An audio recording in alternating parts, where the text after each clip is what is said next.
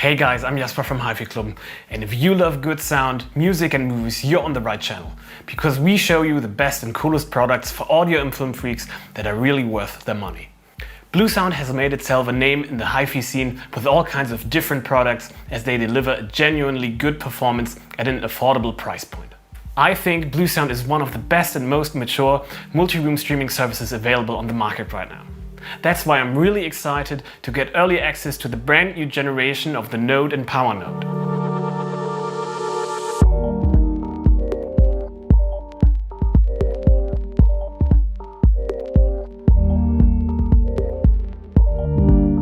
Bluesound is a high-res multi-room streaming system. While that may sound complicated, it just means a simple thing. With Bluesound, you can stream music in your home on one or multiple devices while easily controlling it via mobile phone, tablet, laptop or your computer. The great thing about the Bluesound system is that it supports all kinds of different high-res or HD audio streaming services and formats, and their products usually offer more in-ear outputs, more features and overall better sound than other similar products. But first, let me give you a short intro on what these devices actually do. The Node is a so-called streamer because it can stream music from all kinds of different streaming services and output them through digital or analog outputs. You can add a Node to your old stereo system to get it up to date when it comes to streaming, or add additional functionality and audio quality to your audio setup that may only have limited streaming capabilities such as Bluetooth. The POWERNODE, on the other hand, is a streaming amplifier and basically does the same thing as the Node, but instead of outputting it to an external device, it has integrated amplifier units. You can hook up normal passive loudspeakers to it, which makes it a great alternative to bigger amplifiers that often enough don't have as many features. Both devices, well, in fact all of the products in the Bluesound range, support lots of streaming services such as Spotify, Tidal, Deezer, Cubus and TuneIn, as well as other features such as two-way, aptX HD Bluetooth, AirPlay 2, dual-band Wi-Fi and an Ethernet jack, USB port to play music from hard drives or USB sticks, and as previously mentioned, high-res and MQA support. So what's new with the new devices? The most obvious thing is the big touch surface on the top that replaces the smaller touch elements of the predecessor. In its new redesign, it places a generously sized volume slider in the middle, play and pause buttons on the bottom, as well as finally touch elements for 5 presets on the top.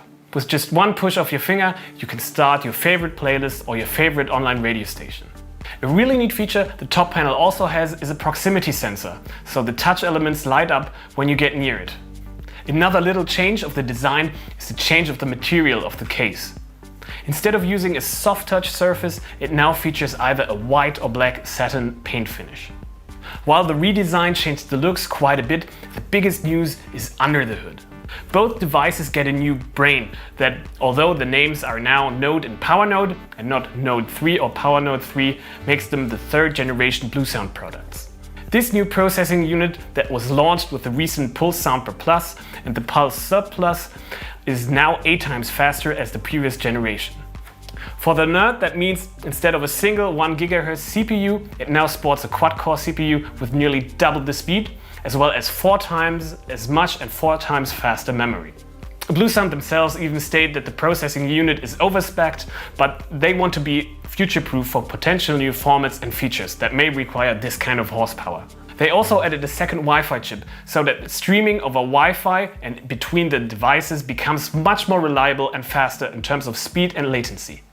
As a last major change in both products is that the digital analog converter is now configured as a so-called differential output DUC in both products, which significantly improves audio quality.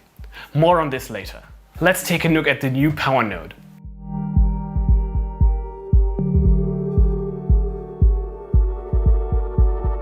While it may not get any new in-ear outputs besides the ones the last generation already had, which are 2 optical and analog 3.5mm mini jack combo connectors, HDMI eARC, headphone and subwoofer output, it does get 2 big improvements. As previously said, the integrated DAC is built as a differential output DAC and improves the signal to noise ratio a whole 10 dB from 90 to a full 100 dB, which should result in cleaner and more dynamic sound. Furthermore, it gets 20 watts of additional power for its hybrid digital amplification units. Well, enough from the spec sheet. How do these changes sound in real life? In short, great.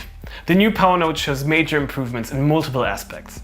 First of all, the additional power enables the new POWERNODE to produce a more precise and controlled bass, especially on floor-standing speakers. The overall sound just seems more relaxed when compared to the second generation POWERNODE. This difference becomes quite clear when combining it with two of our best-selling floor-standing speakers, the Dali Opticon 6 MK2 and the Bowers & Wilkins 603 S2. The more easy-to-drive Dalis just sound fuller and rounder with an overall more lush sound, while the Bowers & Wilkins, known to really excel with a powerful amp, really take a step up in class when you use them with the new POWERNODE instead of the old one. With not enough power, the 603s tend to sound a bit dull and rather undynamic, but well, not so anymore with the new POWERNODE. There were two songs I really enjoyed with the new POWERNODE over the older POWERNODE in this combination with these two speakers, which were the song Human by Seth DeLisa and Hey Now by London Grammar. The combination of more power and a higher signal-to-noise ratio also gave two more sonic advantages: better spaciousness and increased dynamics.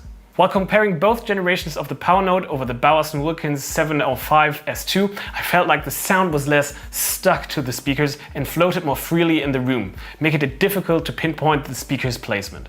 Not only that, but the individual instruments' placements in the stereo field was way more precise. A good example of the increased dynamic capabilities of the new POWERNODE is a great recording of the Paganini Etudes by Franz Liszt, played by the world-renowned pianist Daniel Trifonov. The impact of the grand piano's hammers on the strings just sounded way more alive, with stronger impulsivity and more direct transients when compared to the last gen POWERNODE.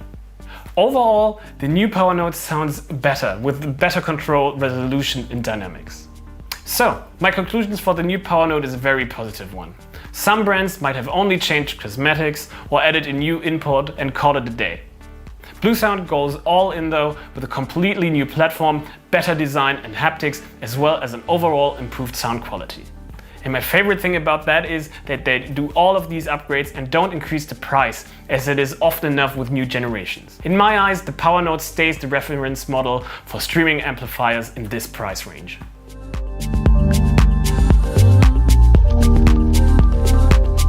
So let's continue with the Node. The Node sports multiple outputs: an analog stereo RCA output, digital coax as well as optical toslink output, a subwoofer output and a 3.5mm headphone jack in the front. As for inputs, it has a 3.5mm combo jack input that can either be used with analog or digital inputs. The new version of the Node also features an HDMI eARC input, so you can easily connect your TV to your stereo system and make your 30-old-year amplifier the center of your TV experience. Also, as a new feature, the USB input for hard drives and thumbsticks can also now be used as an output to feed music to external DACs. Furthermore, the Node not only gets an improved DAC chip, but also that DAC chip is integrated in a differential output design. This improves the signal-to-noise ratio by 3 dB and further reduces the total harmonic distortion by around 60%. These improvements are clearly audible in comparison to the last gen Node. I compared both of them by hooking them up to a higher-end NAD pre- and power amp combination. Two improvements could be identified in the sound. When listening to spaciously well-produced songs like Bubbles by Yoshi Horikawa or The Forest by Trentemøller, the new Node was able to paint a more differentiated and broader picture when it came to stereo imaging, just sounding larger and more detailed than the older generation. Additionally, the new Nodes sound more open and refined in the treble region, which expanded on the spaciousness even more and led to an overall more natural timbre. With these new features and capabilities, the Node is a serious contender to be used as a streaming preamp. The new Node is a great improvement on the old generation and stands as one of the best streamers when it comes to value, performance, function and control. So, what is the conclusion? I think the new generation of Bluesound products is a well-designed upgrade. Both products offer improved visuals and a faster brain. And while the POWERNODE might not get more inputs, it gets a bigger leap in terms of performance, power and sound quality, making it a serious contender to many big integrated amps that might even be more expensive.